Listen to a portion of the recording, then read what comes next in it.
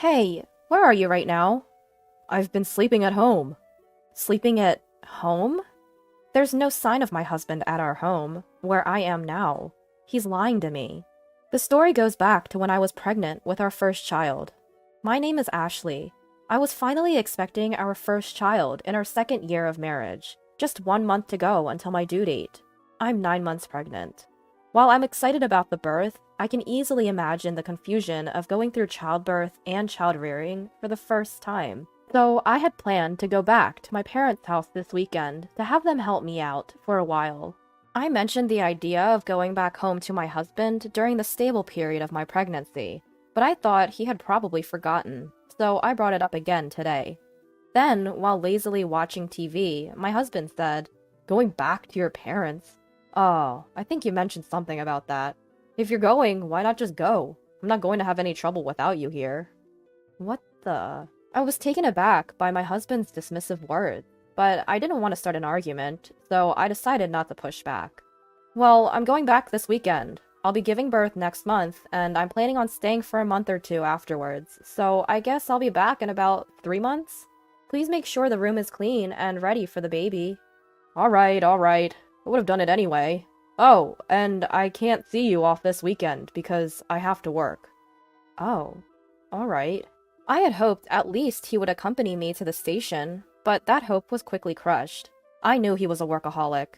He often goes to work even on weekends, always seeming busy. But I wish he could spare a thought for how difficult it's going to be for me, heavily pregnant and carrying a lot of luggage, to navigate the trains. And while I understand that he's busy, I do get lonely sometimes. I don't want our baby, who will be born soon, to feel lonely.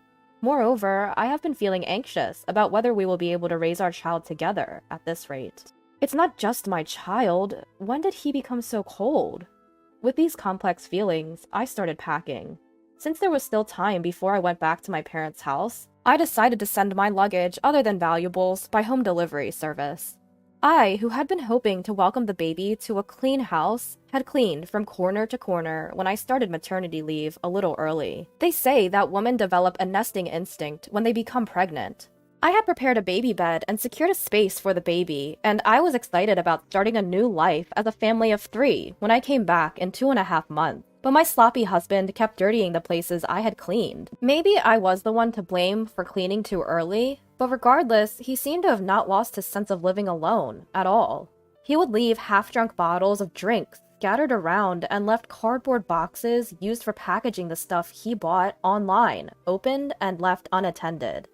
Come to think of it, I realized that I had never seen my husband cooking or cleaning since we got married. Despite the fact that I kept tidying up, things were only getting more disordered, and I started worrying about whether the house would be okay while I was away. But then again, the time of childbirth was imminent. The weekend arrived in a flash, and I headed to my parents' home. On the other hand, my husband really went to work without seeing me off. While relaxing at my parents' home, I was keeping in touch with my husband fairly well. We had email exchanges every day, and I would call him about once every 3 days. But gradually, my husband started not answering my calls more frequently. When I asked him, "You haven't been picking up the phone lately, are you busy?" During the rare times I got through, he started giving vague responses, like, "Well, yeah," or "Not really." "You're not cheating on me, are you? I heard that many men cheat when their wives are pregnant." "Nah, why would I do that? It's annoying to be doubted." On the phone, my irritated husband made me feel cautious, and I quickly apologized, saying, "So, sorry." It's not good for mental health to have such unnecessary worries while nurturing a precious child in my belly. I must trust my husband. I decided so. Then, a few weeks later, my labor pains started. While I was preparing for admission to the hospital, I called my husband. I felt embarrassed to show my pained expression as I endured labor, but I wanted him to be there at the moment of birth, at least. Surely, my husband would also be moved by the birth of our child. "The labor has started. It usually takes about half a day for the first child to be born, so you should be able to make it if you start now. I want you to be there at the moment of birth. See, you can even cut the umbilical cord." When I said so, my husband let out a sigh of annoyance. What? You want me to come by train right now?" Sorry, I'm tired too, so I can't. I have work tomorrow too. What? You're still talking about work, even at this time? Our child is being born, you know. Is work still your priority? Shut up. There's no replacement for my job. This is the moment our child is born. It's not going to happen again. Like I said, there's no replacement for me. If I don't do it, the work won't go around. Can't you understand that? I'm cutting the call because I'm busy. I tried to persuade him somehow, but my words did not resonate with my husband.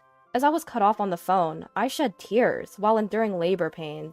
Why is my husband so indifferent to our child's birth? From the moment a mother finds out she's pregnant, she puts her child first. But is a father so indifferent? And so, I faced my first childbirth alone, in solitude. The labor pains lasted for a full day, and a cute little boy was born the next day. Such a tiny, cute, and beloved existence. After getting discharged, my parents showered the child with love while teaching me various things about childcare. By the time a month flew by, I had become adept at bathing the baby. My parents expressed their concern, saying, "Are you okay with such a husband? We can't help worrying about you after we go back." But not wanting to worry them, I tried to reassure them, saying, "Well, I think I can manage somehow. My health is recovering faster than I expected, so maybe I'll go back next week." "Really? Don't push yourself. Let us know immediately if anything happens." "Yes, thank you." They often say that a postpartum body is like that of someone who has been in a car accident. But thanks to hormones, my spirits were high and my body was recovering steadily.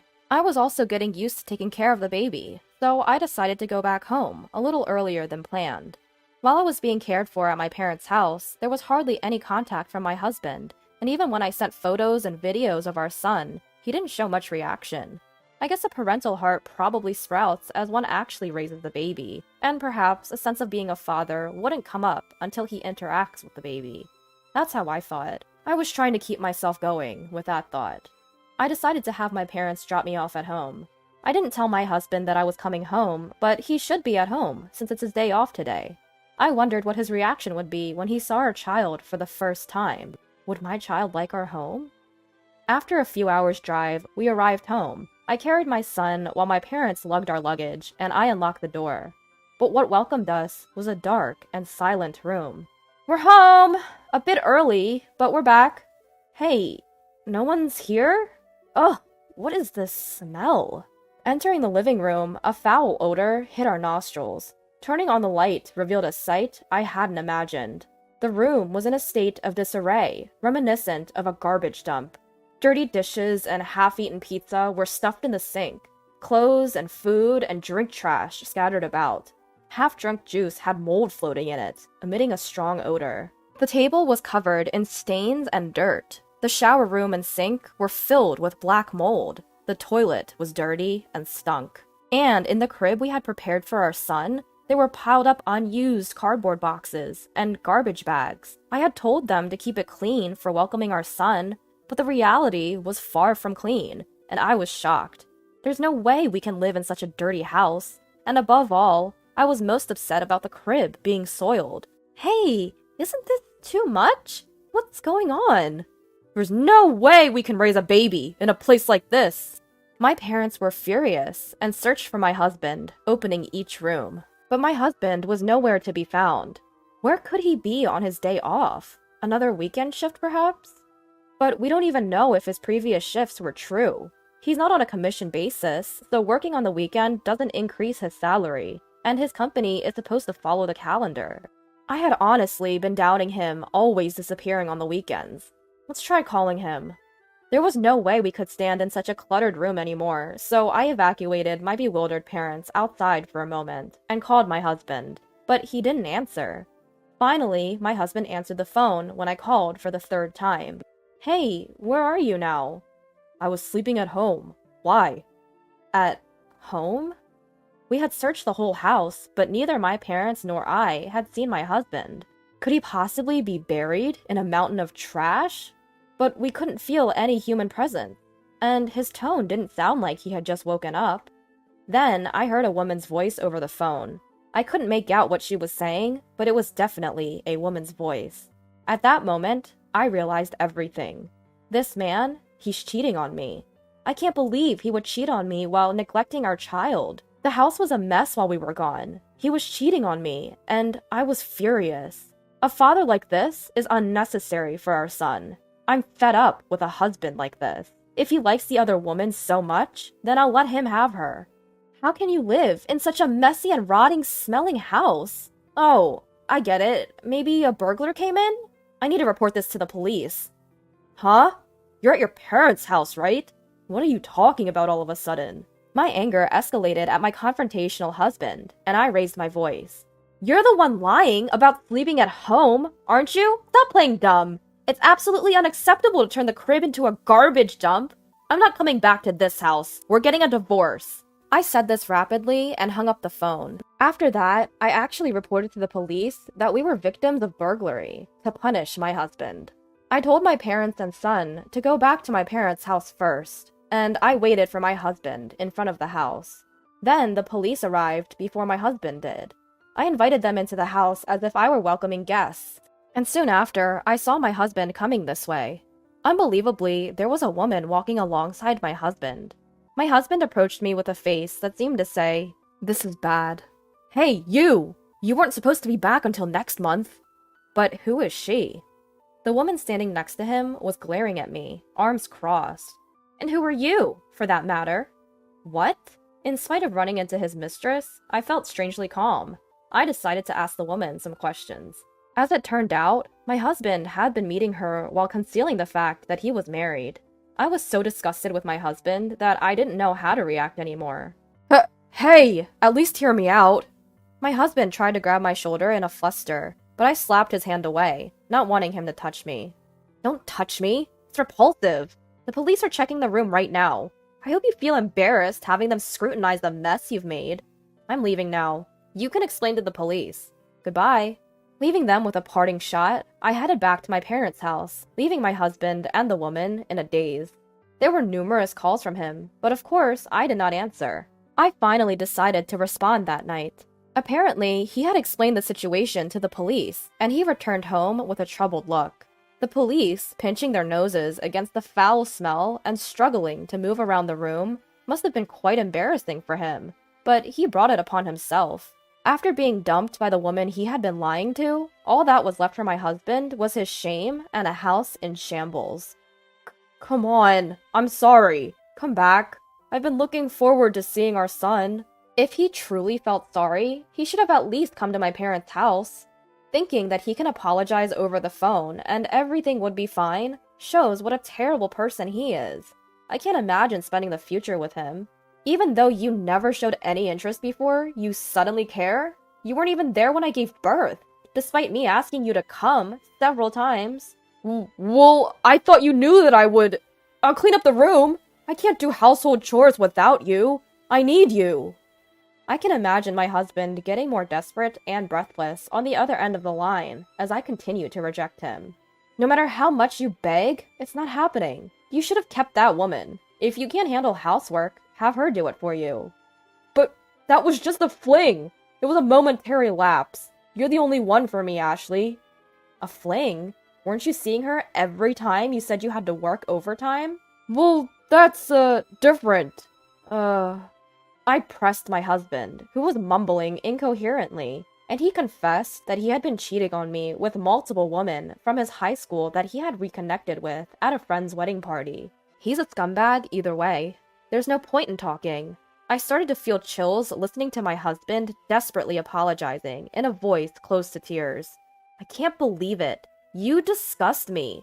Were you planning to touch our son with those hands? Unthinkable.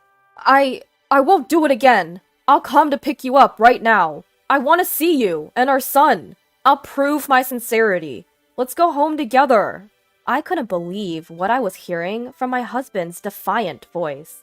What is he thinking at this point? I can't trust you. There's nothing more to talk about. I'll raise our son on my own. Ashley, please, forgive. I hung up without hearing the rest of his words. The sound of the call ending echoed emptily in my ear. And so, our short marital life came to an end. Half a year has passed since then, and I decided to start working, relying on my parents. Once I've saved up enough money, I intend to leave my parents' house and start living on my own with my son. I am in the midst of divorce negotiations with my husband, mainly for the sake of alimony. Having limited experience living alone, My husband is apparently unable to manage household chores, and most of his meals are from dining out, leaving the house in disarray. However, that's no longer my concern. I will do my best, expressing my abundant love for my son.